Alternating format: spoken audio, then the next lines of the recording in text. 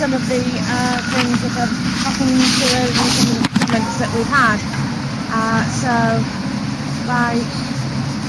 my friend here filming us, it just gives us that little bit of confidence and a little bit to feel better. I understand. I mean, like I do understand. I totally understand. You know, I'm out here on my own. I'm trying to, you know, I'm having a conversation. No, I don't. I'd rather just. You're out here on your own having a conversation, but it's taken over Not on his own. It's taken over 6 months for you to come out and speak to us. You know where we live. Yeah. We live in Knutsford in Cheshire. Yeah. You know where our daughter lives as well, and David Fryer, her boyfriend. Sure. And his parents have written to you as well, and to St Hill, wanting Scientologists to stay off his land, and otherwise he's going to pursue that through the courts.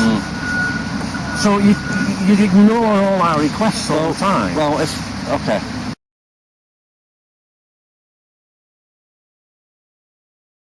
I want to know why you won't let our daughter leave Scientology. Well, she wants to leave in September. She wrote a letter. She wasn't forced to write that letter. Yeah. As I understood it, like you said, she's written a letter. I've received a letter, and she's stated that she doesn't want to be a part of Scientology. I've not spoken to her personally since then. And I know that your letters were received by St Hill and by myself. And I spoke to St Hill and said, look, you know, this is a letter to both of us. You know, I've actually wrote to them and said, look, these are my comments, and you know, if they wanted to include those comments in a letter, or add my letter to their letter to you, or whatever, because it's usually then that I don't know how much you know about the structure of the organisation. Quite a bit. It's usually then St Hill that actually communicate on. Yeah, we probably know more about Scientology, the organisation, than you probably ever will know. Okay. This is why we're actually fighting to get her out. So when I was here, the last protest, Tracy Fish, she said she's your second in command. Well, she's I mean the organisational structure is myself. Yeah. And then there's 3 executive secretaries underneath that, and she's one of those 3. Basically. She said to me that you had written to us saying that Rebecca is out of Scientology, she's not a Scientologist anymore, and she won't be in the future. Well, I wrote a letter which was effectively to the 2 of you, but I sent it to St Hill either to include with the letter that they send or whatever. But I understand now. I know I got you. I saw the letter that you sent to Tracy last week. So you've got to go to them and then it can come to us. Yeah, basically, yeah. So are you telling us that Rebecca Thurston, our daughter, is not a Scientologist anymore, and she will not be in the future, meaning your organisation will shut its doors on her? She will not go into, you will not sell her any more books as far as you're aware. You know, she could go in disguise or whatever, but as Rebecca Thurston with her credit card or debit card, you will not sell her any more stuff. Well, if I can go back a step further, what is the disagreement? What's the thing that you don't want to happen, or that you don't want? We do not want her to be involved in Scientology, going into any of the orgs, going on the Free Winds again, because she's been on that twice, and that's another story. Pardon? Yeah, she has. Yes, she has, yeah. We want it in writing from St Hill or from Los Angeles or wherever, or Clearwater, that she is not a Scientologist. She won't be a Scientologist ever in the future, and you won't sell her any more stuff. As for David Fryer, her boyfriend, that's entirely up to him. She has been brainwashed by Scientology. You probably won't think that and believe that, but when she came back off the Free Winds, where she did do 8 hours a day for 6 days a week, because I've got a paperwork with that, and where she signs every day what she does, the checklist. She came home, and since then she has been, when we mention Scientology, she goes into a trance, and I mean a trance. She'll stare straight in our eyeballs, and she will not let anything through, and that is part of the training within Scientology. And she's actually told us that as well, and she apologises when she does that, because she says, I don't know I'm doing that. She's shutting off her critical mind. So that is why we want her out, because she's not herself. She's lying like there's no tomorrow to us. She's lying about her at the early stages after the free win. That's no, I'm not doing it. We've got evidence, bank statements that she spent money with yourselves in London in February at Victoria Street Org.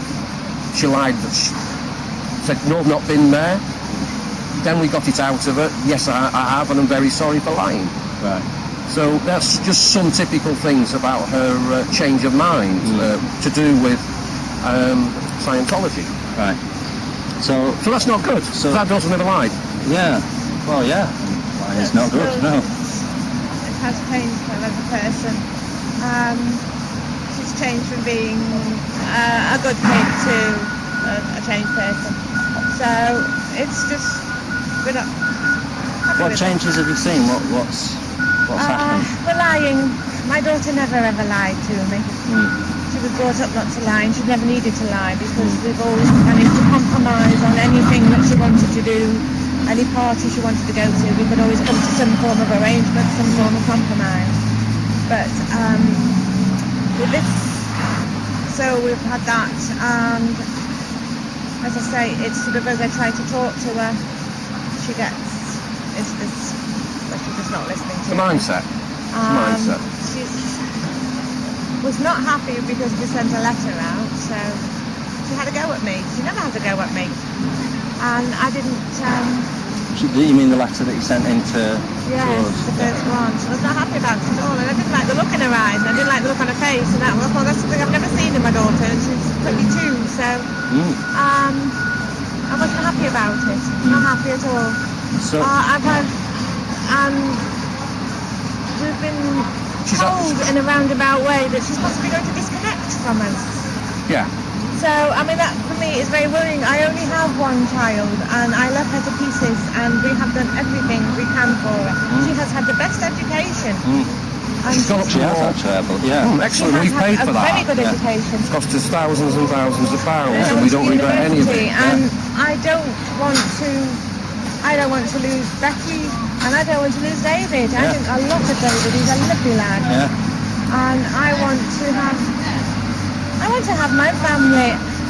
We are very family oriented. I want my family and I want my grandchildren. Well, why do you don't think I'm going to get that. Right. I think they're going to shy away from us because of everything. Why would you think that? I don't. That's what I don't understand is why you would think that they would do.